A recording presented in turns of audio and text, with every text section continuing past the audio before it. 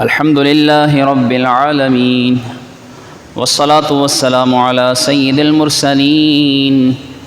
أما بعد فأعوذ بالله من الشيطان الرجيم بسم الله الرحمن الرحيم۔ آج 8 نومبر سن 2024 5 جمادی الاول 1446 ہجری۔ ڈاکٹر اقبال کو ہم نے صرف نام کی حد تک سنا ہے، شاید ان کے بارے میں ہمیں کچھ تفصیلی باتیں بھی جاننی چاہیے کہ یہ آخر کون تھے کہ جن کی شاعری نے مسلمانوں کے اندر ایک نئی روح پھونک دی تھی، اور مسلمانوں انہوں نے ایک آزادی کا تصور پیش کیا، اور ان کے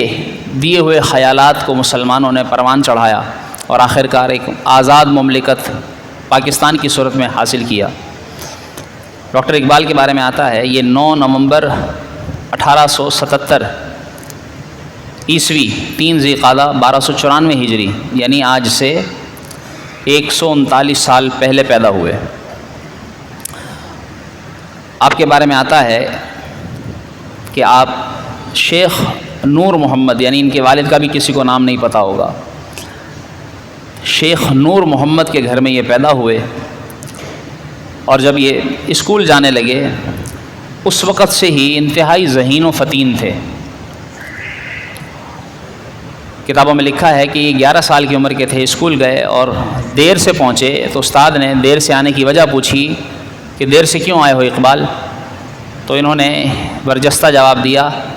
اور یہ ہم سب کے لیے گویا کہ ایک سیکھنے کی بات ہے۔ کہنے لگے اقبال تو دیر سے ہی آتا ہے، یعنی لفظ جو ہے وہ اقبال استعمال کیا، یعنی اقبال کہتے ہیں کہ کسی کو عزت ملنا، کسی کا عروج ہونا، تو فرماتے ہیں کہ اقبال تو دیر سے ہی آتا ہے، اور واقعتاً دیکھا جائے تو انسان کو عزت، اس کو شہرت، اس کو عروج، اس کو لوگوں کی نظروں میں مقام و مرتبہ اللہ تعالیٰ آہستہ آہستہ ہی عطا فرماتا ہے۔ اس سے ہمارے لیے اس جملے میں درس یہ ہے کہ بعض لوگ دنوں میں مشہور ہونا چاہتے ہیں، دنوں میں سب کچھ بن جانا چاہتے ہیں۔ یاد رکھیے کہ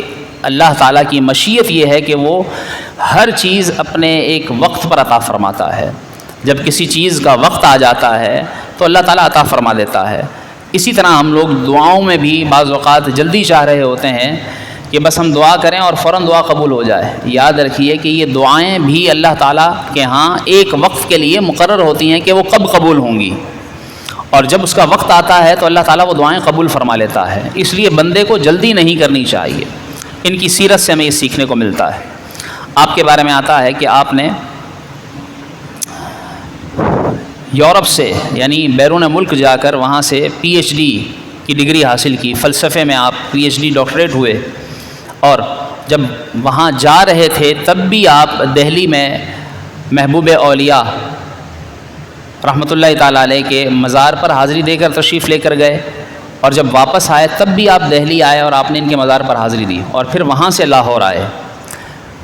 علماء لکھتے ہیں کہ ان کی یہ سیرت سکھاتی ہے کہ جہاں یہ اللہ اور اس کے رسول صلی اللہ علیہ وسلم سے محبت کرنے والے ایک عظیم انسان تھے، ایسے ہی یہ اللہ کے اولیاء سے بھی بڑی محبت رکھا کرتے تھے، اولیاء کے بھی بڑے عقیدت مند تھے۔ کتابوں میں یہ بھی لکھا ہے کہ جب یہ یورپ سے واپس آئے، آج بھی بہت سے لوگ باہر جاتے ہیں، اور یہ ان کی سیرت کا ہمارے لیے مثبت پہلو کہ آج کچھ لوگ جب باہر ملک جاتے ہیں وہاں نوکری کرنے کے لیے یا پڑھنے کے لیے، یا ویسے یہاں سے اگر وہ مائیگریٹ کر جائیں، ہجرت کر کے وہاں رہنے کے لیے چلے جائیں، جس طرح ایک آج کل کے نوجوانوں کی سوچ بن چکی ہے، بہت سے گھرانوں میں یہ ایک اثر بڑھتا جا رہا ہے کہ بس اب پاکستان میں نہیں رہنا، باہر جانا ہے اور باہر زندگی گزارنی ہے، پاکستان میں ہمارے لیے کیا رکھا ہے۔ ہر ایک کی اپنی اپنی سوچ ہے، کسی کی سوچ کو تو کوئی نہیں بدل سکتا، لیکن ذرا یہ سوچے کہ اللہ تعالیٰ نے جس ملک میں، جس وطن میں ہمیں پیدا کیا ہے، جس سرزمین کا ہمیں باسی بنایا ہے، اس کی محبت بھی اپنی جگہ برقرار رہنی چاہیے۔ اور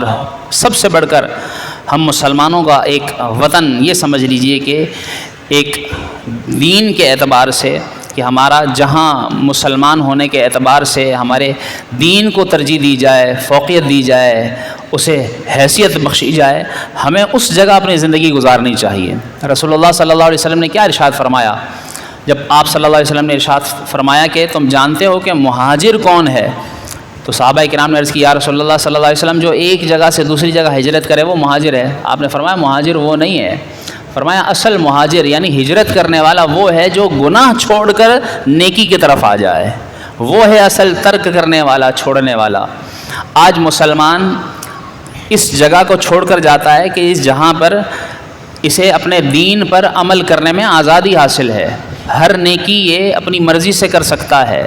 جب چاہے یہ مسجد کو آ سکتا ہے، جتنی دیر چاہے مسجد میں بیٹھ سکتا ہے، جہاں چاہے اللہ رسول کا نام لے سکتا ہے، جہاں چاہے اپنے رسم و رواج دین کے مطابق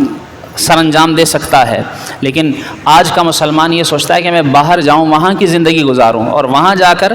جہاں پر یقین جانیے کہ یہ حالت ہے کہ اولاد کے اوپر ماں باپ کا بھی پورا حق حاصل نہیں ہے، اولاد اپنی مرضی سے زندگی گزارتی ہے۔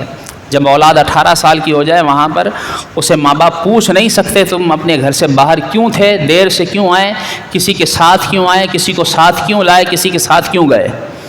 وہاں یہ حال ہے، وہاں پر اپنی مرضی سے کسی بھی جگہ پر اپنا دینی شعار اپنایا نہیں جا سکتا، وہاں پر اللہ کا نام سننے کے لیے لوگ ترس جاتے ہیں، اور یہاں ہمیں اللہ رسول کا صبح و شام نام سنائی دیتا ہے، اللہ رسول کے کلمات ہمارے کانوں میں رس گھولتے ہیں، تو یہ اللہ تعالیٰ کی رحمت ہے۔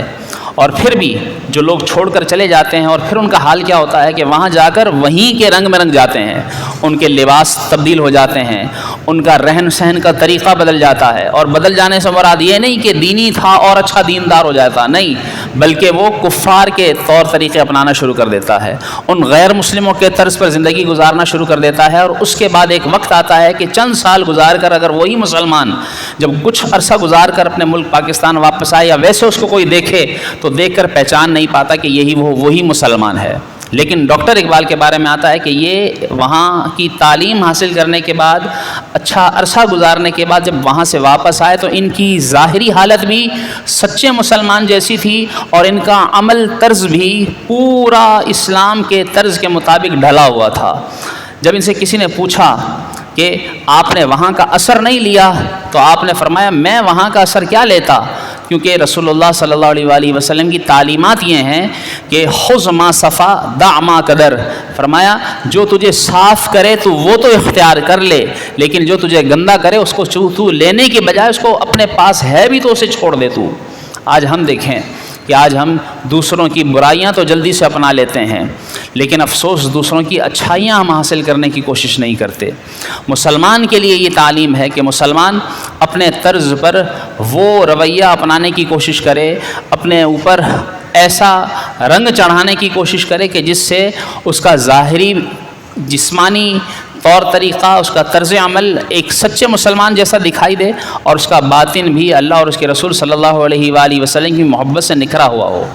ڈاکٹر اقبال نے کتابوں میں لکھا ہے کہ 65 سال کی عمر پائی، اور جب ان کا انتقال ہوا انہیں سیالکوٹ میں دفن کیا گیا، اور یہ قلندر لاہوری اور اسی طرح شاعر مشرق کے نام سے مشہور ہوئے۔ آپ کی جو تعلیمات ہیں وہ تعلیمات دراصل ہمارے لیے زبردست مشعل راہ ہیں۔ ان کی تعلیمات کو اگر ہم جانیں کہ سیکھنے کی کوشش کریں، جس طرح کل 9 نومبر اقبال ڈے پورے پاکستان میں منایا جائے گا، ہمارے ہاں ایک المیہ یہ بھی ہے کہ مختلف ایام منائے جاتے ہیں، مثال کے طور پر یوم پاکستان 14 اگست کے دن منایا جاتا ہے، اقبال ڈے منایا جاتا ہے، شاہ عبد اللطیف بھٹائی کا دن منایا جاتا ہے، چھٹیاں دی جاتی ہیں باقاعدہ، یعنی پورا ملک ایک طرح سے اس دن کو مناتا ہے چھٹی کر کے، اور جو مزدور ہوتے ہیں وہ تو کام کرتے ہیں، لیکن اسکولوں کی چھٹیاں اور جہاں جہاں وہ ادارے بند کرنے ہوں کیے جاتے ہیں، لیکن اس دن کے منانے کا مقصد کیا ہے کہ اس دن کی اہمیت کو اجاگر کرنا مقصود ہوتا ہے کہ اس دن کس ہستی، کس شخصیت کے بارے میں یہ دن منسوب ہے، تو اس کی سیرت سے، اس کی زندگی سے ہمیں سیکھنے کو کیا ملتا ہے۔ لیکن افسوس یہ ہے کہ کتنے اقبال ڈے گزر گئے، کتنے قائد اعظم ڈے گزر گئے، کتنے یوم پاکستان گزر گئے، لیکن ہمیں اپنی تاریخ کے بارے میں کچھ پتہ نہیں ہوتا۔ مزدور ڈے گزر جاتا ہے، مزدوروں کے حقوق کے بارے میں کسی کو پتہ نہیں ہوتا۔ یوم نسواں گزر جاتا ہے، خواتین کے حقوق کے بارے میں کسی کو پتہ تک نہیں چلتا۔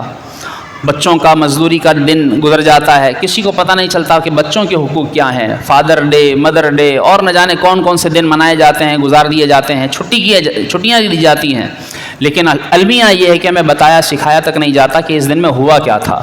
تو یہ اقبال ڈے کی مناسبت سے ہمیں آج یہ سیکھ لینا چاہیے کہ ڈاکٹر اقبال کی کچھ ایسی تعلیمات بھی ہیں جو ہمیں اپنانی چاہیے، اور ان تعلیمات کو اپنا کر ہمیں ان کے مطابق اپنی زندگی گزارنی چاہیے۔ ڈاکٹر اقبال کے بارے میں آتا ہے کہ انہوں نے اپنے اشعار کے اندر سب سے اول اسلام کو اور تقوی پرہیزگاری کو ترجیح دی۔ آپ لکھتے ہیں، بتانے رنگ و خون کو توڑ کر ملت میں گم ہو جا، نہ تو رانی رہے باقی نہ افغانی نہ ایرانی،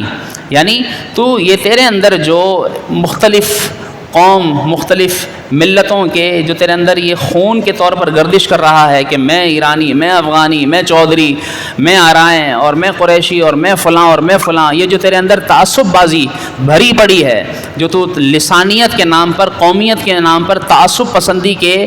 ایسے مختلف وہ طور طریقے اپنانے پر یعنی کہ فدا ہو چکا ہے، جس میں تو گم ہو کر، جس میں تو نے اسلام کو بھی پیچھے چھوڑ دیا ہے، یعنی تو مسلمان کو ہونے کو، حیثیت کو، اس کو ترجیح دینے کی بجائے تو اپنی قوم کو ترجیح دیتا ہے۔ تو آپ نے یہ لکھا ہے کہ بتانے رنگ و خون کو توڑ کر، یعنی تو رنگ پر، نسل پر جو فدا ہوتا جاتا ہے، اس بت کو توڑ دے اور ملت یعنی ملت اسلام میں گم ہو کر اپنی زندگی گزار، اپنے آپ کو سچا مسلمان بنا، تیرے اوپر اسلام کا رنگ دکھائی دے، نہ تو رانی رہے باقی نہ افغانی نہ ایرانی، اور تیرے اندر قرآن کی تعلیمات نظر آنی چاہیے۔ فرمایا وہ زمانے میں تھے معزز صاحب قرآن ہو کر، وہ زمانے میں تھے معزز مسلمان ہو کر، اور تم خوار ہوئے تاریخ قرآن ہو کر۔ آج دیکھیے ان کی اس تعلیم کو اگر ہم اپنا لیں کہ آج ہم نے قرآن کو کس قدر ترک کر رکھا ہے، اس پر عمل کرتے ہوئے اس کی تعلیمات کو دوسروں تک پہنچانا تو دور کی بات ہے۔ افسوس یہ ہے کہ آج کا مسلمان قرآن کو کھول کر پڑھنا بھی گوارا نہیں کرتا۔ کتنے دن اسے گزر جاتے ہیں کہ قرآن کو کھول کر پڑھے، اسے یاد نہیں رہتا کہ میں نے کب قرآن کھولنا ہے، اسے یاد نہیں ہوگا کہ اس نے آخری مرتبہ کب قرآن کھولا تھا۔ کتنے تو ایسے لوگ ہوں گے جنہوں نے صرف رمضان میں قرآن کھولا تھا، اس کے بعد قرآن تک نہیں پڑھا۔ افسوس، کتنی افسوس کی بات ہے۔ اور ڈاکٹر اقبال کی یہ تعلیمات ہمیں سکھا رہی ہیں قرآن کی تعلیمات سے ہم آہنگ، کیونکہ اللہ تعالیٰ نے فرمایا وَأَنْتُمُ الْأَعْلَوْنَ إِن كُنتُم مُؤْمِنِينَ، تم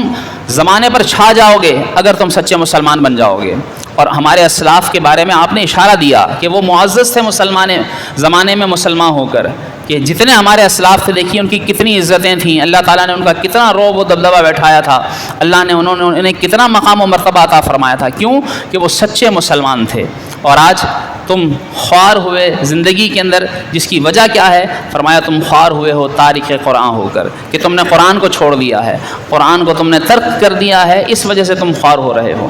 آج بھی اگر ہم اپنا رشتہ سچا رشتہ قرآن سے جوڑ لیں، اپنا تعلق مضبوط کر لیں، استوار کر لیں، ہر معاملے کے اندر قرآن سے رہنمائی لیں، اپنی زندگی قرآن کے مطابق گزاریں، تو ہم دیکھیں گے کہ اللہ تعالیٰ ہمیں بھی دنیا میں بھی عزت عطا فرمائے گا اور آخرت میں بھی ہم سرخرو ہوں گے۔ آپ کی یہ تعلیمات ہمیں درس دیتی ہیں۔ اسی طرح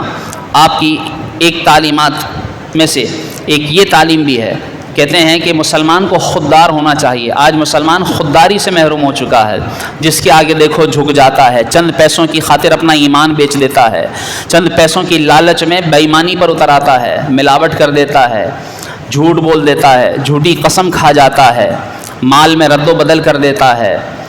چھوٹی سی بات پر اپنے آپ کو بیچنے پر تیار ہو جاتا ہے۔ لوگوں نے اپنی عزتیں بیچ دیں، اپنا ایمان بیچ دیا پیسے کی خاطر۔ مسلمان خود ہی سے محروم ہوتا چلا جا رہا ہے، اور مسلمان کی یہ خودداری ایسی چیز ہے جس کے اندر آ جائے تو یہ خودداری اللہ تبارک و تعالیٰ دیکھیے کہ کس قدر اس کا مقام ہوگا اللہ کی بارگاہ میں، کہ خودی کو کر بلند اتنا کہ ہر تقدیر سے پہلے خدا بندے سے خود پوچھے بتا تیری رضا کیا ہے۔ انسان کی خود ہی اتنی بلند ہو جائے کہ وہ اللہ کا سچا بندہ بن کر اپنے آپ کو خوددار بنا لے، کسی کے آگے جھکے نہیں، اسلام پر ایسا سچا پابند ہو کہ پھر اس سے نہ پیسے کی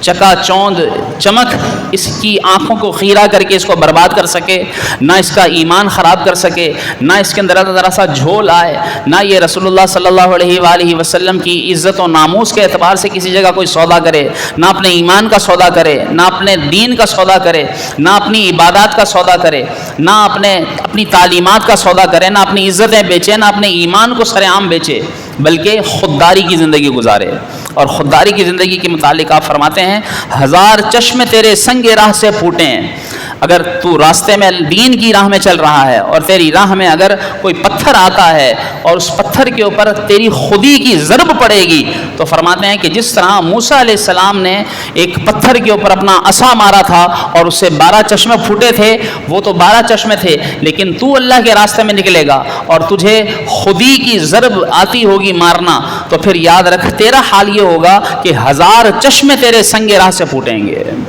تو ایک ضرب خودی مارے گا، خودی میں ڈوب کر ضرب کلیم پیدا کر، اپنی خودی میں ایسا ڈوب جا، کیونکہ انسان جب اپنے آپ کو اللہ کی خاطر مٹاتا ہے، اپنے آپ کو اللہ کی خاطر مٹا، دنیا کی خاطر نہیں۔ آج دیکھیے ہم نے آپ کو دنیا کی خاطر خوار کر رکھا ہے، دنیا کی وجہ سے ہم آج برباد ہو چکے ہیں،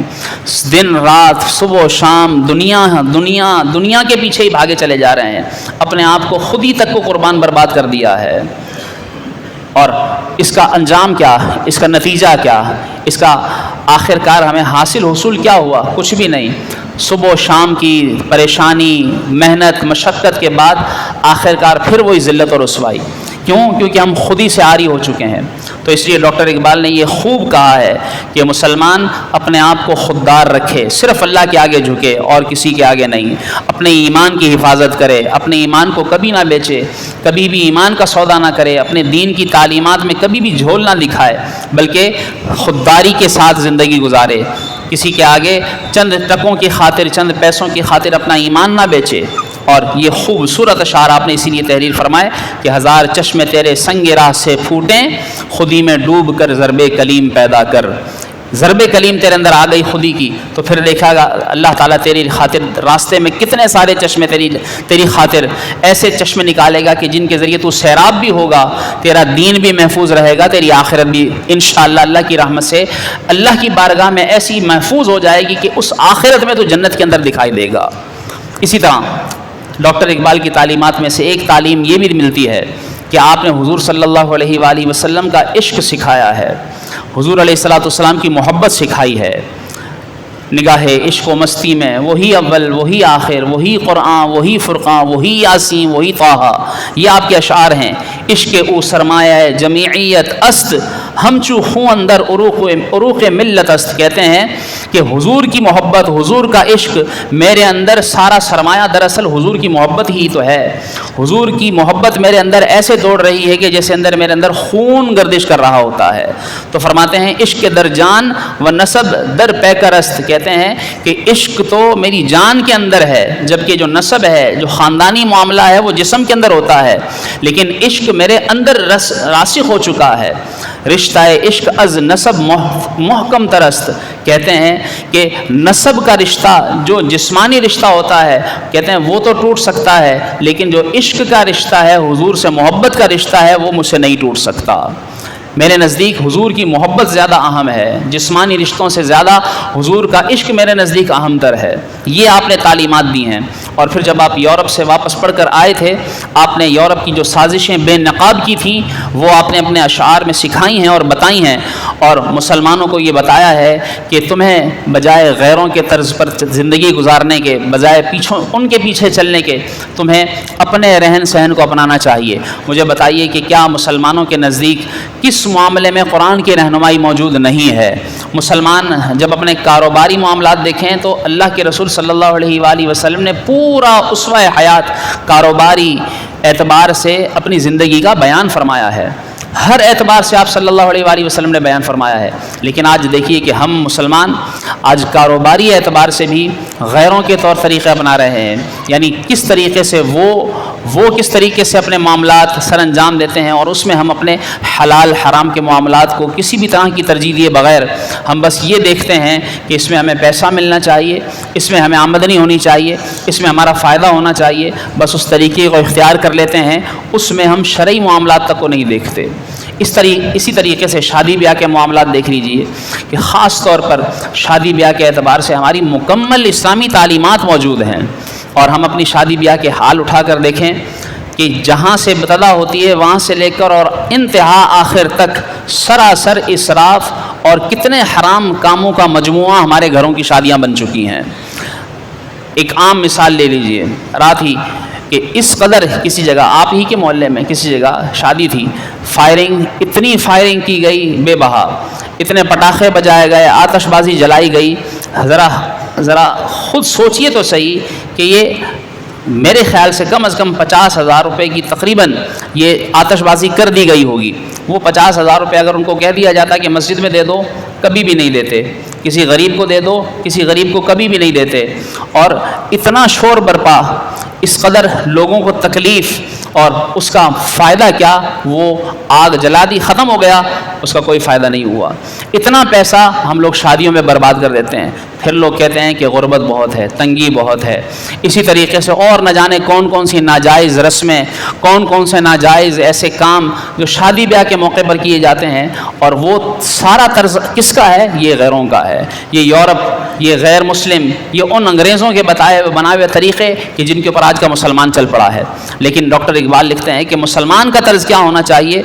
ڈاکٹر اقبال اللہ تعالیٰ کی بارگاہ میں عرض کرتے ہیں کہ وہ کون سا آدم ہے کہ تو جس کا ہے معبود؟ وہ آدم خاکی کے جو ہے زیر سماوات، کہ یا اللہ یہ آدم، یہ جس کا تو معبود ہے، یعنی یہ تیری عبادت کرتا ہے، یہ آدم بندہ ہے اور تو معبود ہے، اور یہ آسمانوں کے نیچے ہے، مشرق کے خداوند سفیدان فرنگی، مغرب کے خداوند در خشندہ فلزات۔ یورپ میں بہت روشنی ہے، علم و ہنر ہے، کہتے ہیں کہ یورپ کے اندر بڑی روشنی ہے، مانا وہاں بڑا علم و ہنر ہے، لیکن حق یہ ہے کہ بے چشمہ حیوان ہے یہ ظلمات۔ حق یہ ہے کہ یہ ایسا چشمہ ہے جو حیوانوں کا چشمہ ہے اور اندھیرا چشمہ ہے۔ وہاں پر بظاہر روشنی ہے لیکن اندھیرا ہے۔ لکھتے ہیں رانائی تعمیر میں رونق میں صفا ہیں، کہتے ہیں وہاں پر اچھی اچھی تعمیرات ہیں، بڑی بڑی عمارتیں بنی ہوئی ہیں، ٹھیک ہے مان لیا، لیکن گرجوں سے کہیں بڑھ کر ہیں بنکوں کی عمارات، کہ وہاں پر بینک ہمارے گرجوں سے، ہماری عبادت گاہوں سے زیادہ ان کے بینک اچھے تعمیر کیے گئے ہیں، اس لیے کہتے ہیں اس کے اوپر لوگ مر مٹ جاتے ہیں۔ ظاہر میں تجارت ہے، حقیقت میں جوا ہے۔ آج دیکھیے کہ جو لوگ اس طرح بظاہر تجارت کر رہے ہیں لیکن حقیقت میں جوا، حقیقت میں وہ سود میں پڑے ہوئے ہیں۔ سود ایک کا لاکھوں کے لیے مرگ مفاجات۔ یہ علم، یہ حکمت، یہ تدبر، یہ حکومت، پیتے ہیں لہو، دیتے ہیں تعلیم مساوات، لوگوں کا خون چوستے ہیں اور لوگوں کو سکھاتے ہی ہیں کہ مساوات کرو، برابری کے ساتھ زندگی گزارو، لوگوں کا خون چوستے ہیں۔ کہتے ہیں بیکاریوں، عریانیوں، میخاریوں، افلاس، کیا کم ہے فرنگی مدنیت کے فتوحات۔ کس قدر انہوں نے عریانی فحاشی پھیلا دی، کس قدر انہوں نے لوگوں کو شراب پینے پر لگا دیا، کس طرح لوگوں کو انہوں نے قتل و غارت پر لگا دیا، کس طرح لوگوں کو جنگوں کی طرف مائل کر دیا۔ کس طرح آپ دیکھیے کہ غیر مسلم، یہ غیر مسلم ہی ہیں جو فلسطین کے اندر مسلمانوں کا خون بہا رہے ہیں، یہ غیر مسلم ہی ہیں جو غزہ میں چھوٹے چھوٹے دودھ پیتے بچوں کے اوپر بم برسا رہے ہیں، وہاں کی عبادت گاہوں کو نشانہ بنا رہے ہیں۔ یمن، لبنان، اس طرح کے کئی ممالک انہوں نے لپیٹ میں لے لیا، اور وہ پھر اپنے آپ کو سیدھا سادہ بتاتے ہیں کہ ہم تو پاک صاف ہیں۔ چہروں پہ جو سرخی نظر آتی ہے سر شام، یا غازہ ہے یا ساغر و مینا کی کرامات۔ یہ تمہیں بظاہر ان کے چہروں پر جو سرخیاں نظر آتی ہیں، یہ دراصل یہ وہ سرخی یہ وہ نہیں ہے جو تم سمجھ رہے ہو، یہ دراصل یہ تمہیں خوار کرنے، تمہیں گمراہ کرنے کی، یہ دکھانے کے لیے، تمہیں برباد کرنے کے لیے ہے، اور تم ان کے پیچھے پاگل ہوئے جا رہے ہو، مرے مٹے جا رہے ہو۔ فرمایا کب ڈوبے گا سرمایہ پرستی کا سفینہ، دنیا ہے تیری منتظر روز مکافات۔ اللہ تعالیٰ کی بارگاہ میں یہ دعا کیا ہے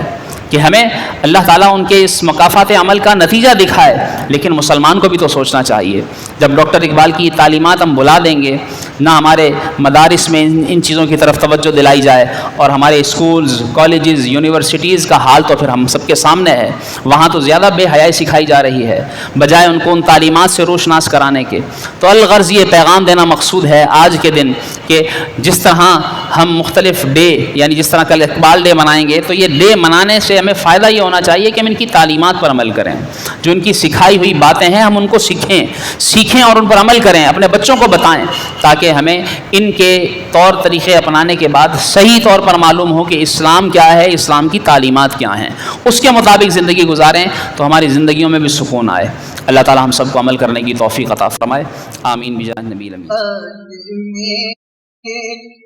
وہ لطف